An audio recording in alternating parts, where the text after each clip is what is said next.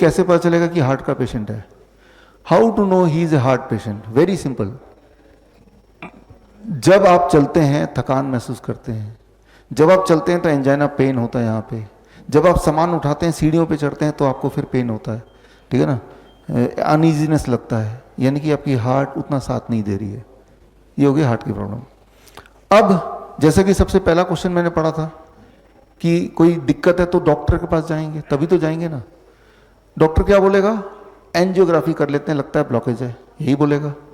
ठीक है, कर लेते हैं एंजियोग्राफी। एंजियोग्राफी क्या होता है?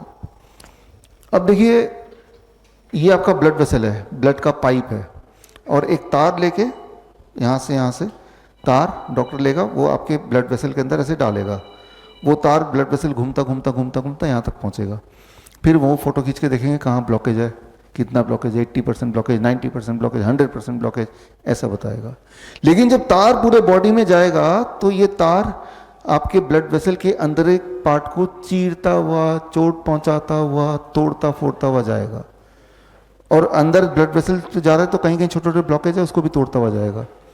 आपके ब्लड वेसल में कहीं कहीं छोटे छोटे ब्लॉकेज होंगे ही, लेकिन वो तार जब जाएगा तो उन ब्लॉकेज को तोड़ता हुआ जाएगा। जो कि ब्लॉकेज वहाँ चिपका हुआ था वो निकल जाएगा। निकल के कहाँ गिरेगा? ब्लड वेसल के अंदर ही घूमेगा ना, सर्कुलेशन में। जब ब्लड वेसल में घूमेगा तो कहीं भी जाके अटक जाएगा। ब्रेन में अटकेगा तो ब्रेन स्ट्रोक हो जाएगा, किडनी में अटकेगा तो किडनी फेलियर हो जाएगा, पैर में अटकेगा तो गैंग्रीन हो जाएगी, है ना। तो मैं ये बोलना चाह रहा हूँ कि एंजियोग्राम कराने से ब्रेन स्ट्रोक का खतरा बढ़ जाता है, किडनी फेलियर का खतरा बढ़ जाता है, गैंग्रीन का खतरा बढ़ जाता है। इसीलिए एंजियोग्राम मत कराओ, कराना नहीं। और एंजियोग्राम जब भी कराएंगे उसके बाद अगला सेंटेंस डॉक्टर बोलेगा एंजियोप्लास्टी करा लो। पहले नहीं बताएगा, बोलेगा अभी एंजियोप्लास्टी कर देते हैं, और घबराए हुए रहते हैं तो आप भी एंजियोप्लास्टी, क्योंकि वो 90% ब्लॉकेज आ गया। तो करना क्या होगा? ये बात समझना होगा कि जब भी आपके बॉडी में ब्लॉकेज बनता है तो ब्लड का सप्लाई वहां पे रुकने लगता है। सप्लाई रुक जाएगा तो क्या होगा? जो सेल्स हैं जिनको वो ब्लड मिलने वाला था, दे विल स्टार्ट डाइंग। वो हार्ट के सेल अगर मरेंगे तो उसे हार्ट अटैक बोलेंगे, किडनी के सेल मरेंगे तो किडनी फेलियर बोलेंगे, राइट। इस तरह से अलग अलग बीमारियां बनती हैं कारण से में कि वहां पे सप्लाई नहीं पहुंच पा रही है। लेकिन बहुत ही इंटरेस्टिंग बात, जिस प्रकार आपके कार में एक 5वीं व्हील होती है, स्टेपनी, और कभी अगर एक पहिया पंचर हो जाता तो आप क्या करते हैं? वो 5वां वाले को फिट कर देते हैं ताकि गाड़ी आगे बढ़ जाए।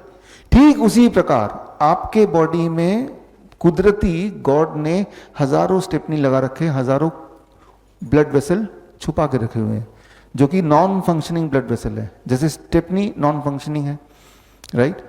तो लेकिन जब भी कभी किसी की ब्लॉकेज होती है तो बॉडी क्या करता है? वो नॉन फंक्शनिंग स्टेपनी को खोल देता है, जिसे मेडिकली बोलते हैं कोलेट्रल आर्टरीज।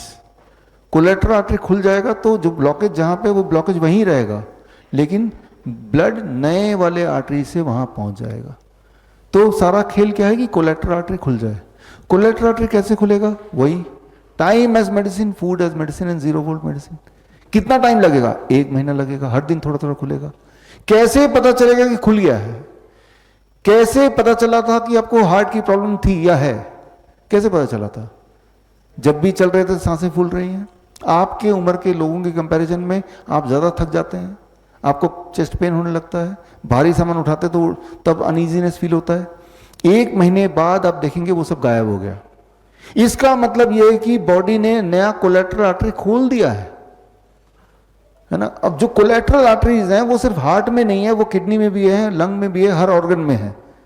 लेकिन जब आप ये तीनों मेडिसिन लेंगे जो आप ले रहे हैं, time as medicine, food as medicine, 0 volt, तो पूरे बॉडी के कोलेट्रल आर्टरीज साथ साथ ही खुलते जा रहे हैं। तो इस तरह से जो कोलेट्रल आर्टरीज एंजियोग्राम करते वक्त दिखते भी हैं, लेकिन डॉक्टर नहीं बताएगा कि आपका कोलेट्रल आर्टरी खुला हुआ है। डॉक्टर ये बताएगा कि आपके तो तीनों आर्टरी ब्लॉक्ड हैं। अगर तीनों आर्टरी 100% ब्लॉक्ड हैं तो इंसान जिंदा कैसे है? अक्सर आप देखेंगे कि ऐसे लोग मिल जाएंगे जिनको डॉक्टर ने बोला है कि आपके तीनों मेन आर्टरीज बंद हो गए 100%, लेकिन वो तो जिंदा है, क्योंकि उसके बॉडी ने कोलेट्रल आर्टरी को खोल दिया है। इसीलिए जब किसी को हार्ट अटैक होता है वो मरता नहीं है अक्सर। क्यों नहीं मरता है? क्योंकि बॉडी ने नए आर्टरी खोल दिए हैं, इसलिए इसे कहते हैं कोलेट्रल आर्टरीज। तो कोलेट्रल आर्टरी को पहले ही खोल दो। कैसे खोलना है? वही 3 medicine, time, food and 0 volt. Collateral artery खुल गए। यानी कि हार्ट की समस्या खत्म। समस्या खत्म कैसे पता चलेगा? I repeat, symptom will vanish. तो सिम्टम पे जोर रखिए। जिनका बीपी ज्यादा बढ़ गया, मान लो एक पाइप है, पानी का पाइप इमेजिन कीजिए, पानी का पाइप है और उस पाइप को जब पकड़ लेंगे आप, जोर से दबाएंगे तो पानी का प्रेशर बढ़ेगा कि घटेगा? है ना? जितना डायमीटर को घटाते जाएंगे उतना पानी का प्रेशर बढ़ता जाएगा। ठीक उसी तरह से आपका ब्लड वेसल है, ब्लड वेसल में जब ब्लॉकेज होता जाता है तो उसका डायमीटर क्या होगा? तो ब्लड प्रेशर क्या होगा? बढ़ेगा ना। लेकिन जब नए आर्टरी खुल जाएंगे तो ब्लड नए रास्ते से पास होगा तो ब्लड प्रेशर घट जाएगा। यानी कि 1 महीने के अंदर आप देखेंगे कि ब्लड प्रेशर नॉर्मल हो गया। 1 महीना छोड़िए, 3 दिन में नॉर्मल हो जाएगा। कल आप में से जितने लोग ब्लड प्रेशर की दवाई ले रहे हैं, कल तक मैं उम्मीद करता हूं उनमें से काफी लोगों का ब्लड प्रेशर घट जाएगा बिना दवाई के। यानी कि कोलेटरल आर्टरी खुल चुके। तो कोलेटरल आर्टरी तो है ही ऑलरेडी, खुलने में ज्यादा टाइम नहीं लगता। स्टेपनी तो ऑलरेडी है, सिर्फ पानी से आपने खोला, स्टेपनी आ गया हाथ में। तो कोलेटरल आर्टरीज खोलने के लिए जो टूल है, वो टूल क्या है? Time as medicine, food as medicine and 0 volt medicine.